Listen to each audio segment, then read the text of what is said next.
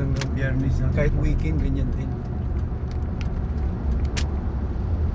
Ito yun sa downtown traffic lagi-lagi. Buti nga, mga ano lang yun, dapat sana yung 30 minutes drive. Magiging isang oras. O more. Sometimes mga buti ka ng kulang-kulang na 2 hours.